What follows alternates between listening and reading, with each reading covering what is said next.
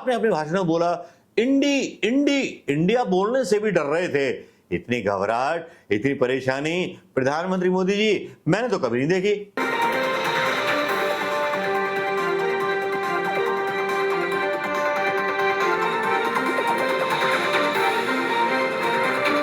सनातन धर्म के छैला बाबू आज बीना में आए हुए थे और बीना में आने के बाद पूरा रायता उन्होंने फैला दिया, अपने लिए मुश्किलें खड़ी कर ली।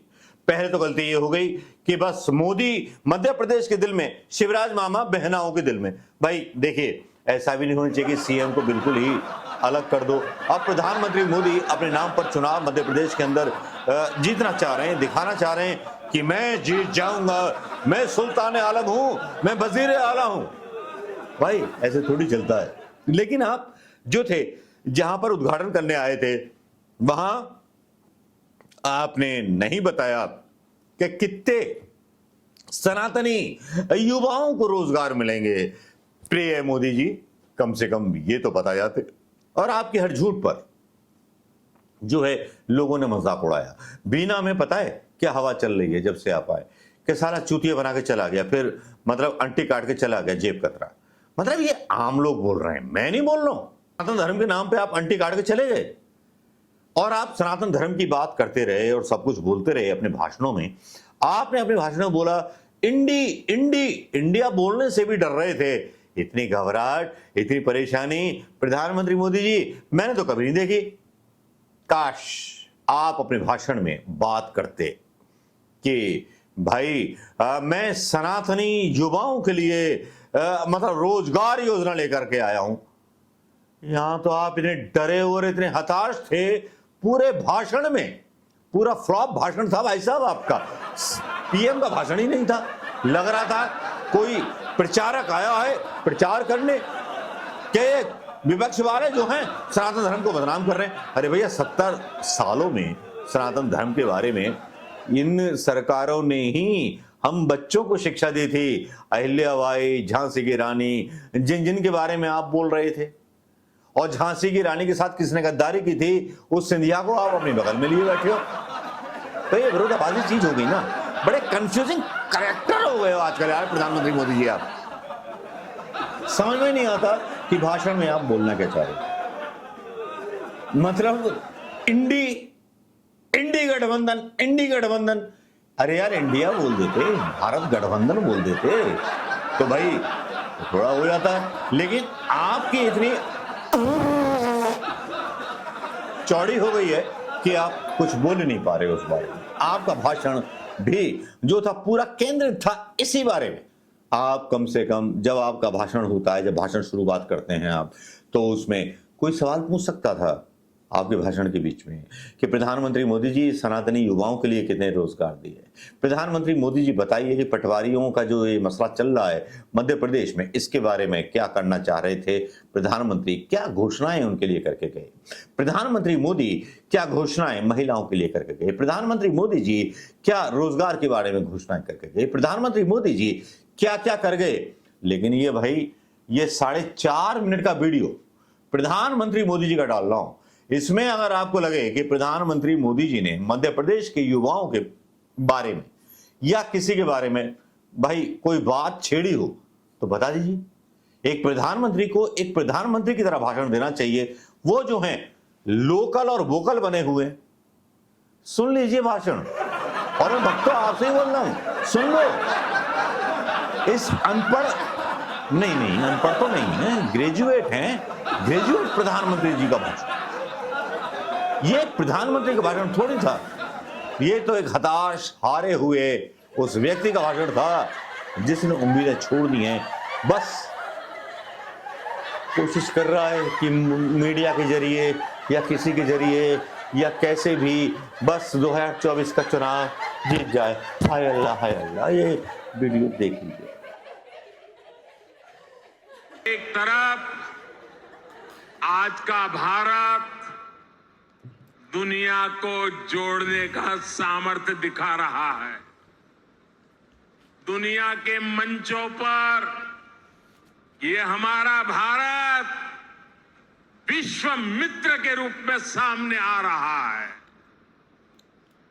वहीं दूसरी तरफ कुछ ऐसे दल भी है जो देश को, समाज को विभाजित करने में जुटे हैं। इन्होंने मिलकर के एक इंडी अलायंस बनाया है। इस इंडी अलायंस को कुछ लोग गठबंधन गठबंधन भी कहते हैं। इनका नेता तय नहीं है, नेतृत्व पर भ्रम है, लेकिन इन्होंने पिछले दिनों जो मुंबई में उनकी मीटिंग हुई थी, मुझे लगता है उस मीटिंग में उन्होंने आगे एक गठबंधन गठबंधन कैसे काम करेगा उसकी नीति और रणनीति बना दी है। उन्होंने अपना एक हिडन एजेंडा भी तय कर लिया है और ये नीति रणनीति क्या है? ये इंडी अलायंस की नीति है, एक गठबंधन की नीति है, भारत की संस्कृति पर हमला करने की। इंडी अलायंस का निर्णय है भारतीयों की आस्था पर हमला करो। इंडी अलायंस गठबंधन की नीयत है भारत को जिस विचारों ने, जिस संस्कारों ने, जिस परंपराओं ने हजारों वर्ष से जोड़ा है उसे तबाह कर दो।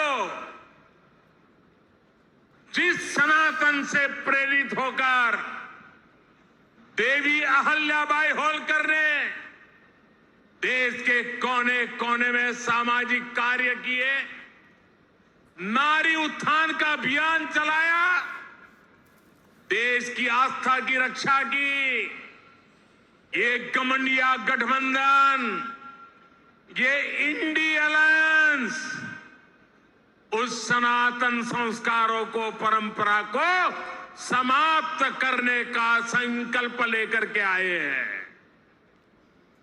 ये सनातन की ताकत थी कि झांसी की रानी लक्ष्मीबाई अंग्रेजों को ये कहते हुए ललकार कर पाई कि मैं अपनी झांसी नहीं दूंगी। जिस सनातन को गांधी जी ने जीवन पर्यंत माना, जिन भगवान श्री राम ने उनको जीवन भर प्रेरणा दी, उनके आखिरी शब्द बने हे राम।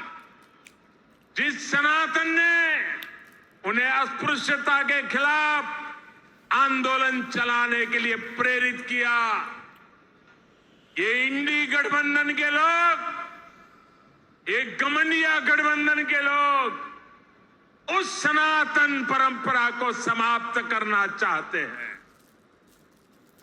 जिस सनातन से प्रेरित होकर स्वामी विवेकानंद ने समाज की विभिन्न बुराइयों के प्रति लोगों को जागरूक किया, इंडी गठबंधन के लोग उस सनातन को समाप्त करना चाहते। ये वीडियो आपने देख लिया होगा और वीडियो देखने के बाद फिर आप अपने कमेंट तो जरूर कहिएगा, क्योंकि कमेंट तो बनते हैं दोस्तों आपके कि ये प्रधानमंत्री का भाषण था या गैर जिम्मेवाराना बयान था या क्या था।